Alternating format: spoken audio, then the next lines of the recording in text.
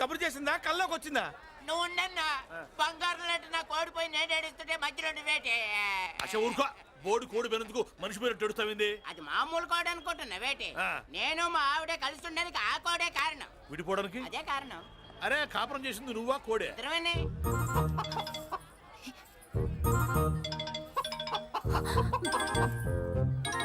గద్దొచ్చే కోడి పిల్ల, గద్దొచ్చే కోడి పిల్ల, గద్దొచ్చే కోడి పిల్ల. ఏటి బాబు నువ్వు అనేది? నా కోడిని గద్దగానే ఎత్తుకెళ్ళిపోయింది ఏంటి? ఇక్కడెక్కడో కోడి సౌండ్ అనిపిస్తుంది. కోడి కూడా కనపడుద్ది. ఇప్పుడు ఈ కాలనీలో కోడి పిల్ల పోయినా, మేక పిల్ల పోయినా, గొర్రె పిల్ల పోయినా, పంది పిల్ల పోయినా మనం అసోసియేషన్ ప్రెసిడెంట్ కు చెప్పుకోవాలి కదా. అవును చెప్పుకోవాలి కదా. మరి రూల్స్ పెట్టింది మేడంసే కదా. ఇదిగో ఇక్కడే ఉంది, చెప్పుకోండి మరి. Helping nature. ఏంటి ఇందాకటి నుంచి ఏడాది బిడ్డలాగా పాక్కుంటూ వచ్చావు? వాడికి వాడి కోడి ఎక్కడికి పోయిందో వెతికి పెట్టు. కోడి ఎక్కడికి వెళ్తుంది? ఎక్కడో మాయమై ఉంటుంది. వెళ్ళి ఎత్తుకోండి. సిస్టర్ కోడి పలావ్ చేస్తారని ఇంకెక్కడ కూర్చోండి. పద ఇంటికి మసాలా కూడా రెడీ. అదండి మ్యాటరు.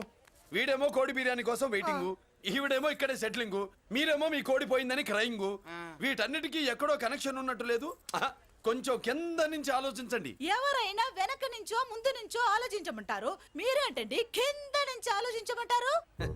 ఈ కేసు కింద నుంచే ఆలోచించాలి. ఏంటి పాపలో జర్కలు ఇస్తున్నావేంటి?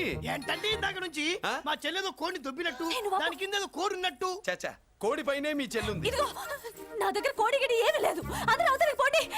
ఏంటి సిస్టర్ తగ్గ టెన్షన్ పడిపోతున్నావు? కొంప తీసి కోడి బొట్టలో నొక్కావా? అవునరా వెధవ, మ్యాటర్ తెలియకుండా ఓ రక్షణ చేస్తావేంటి? కోడి కిందే ఉండుంటది.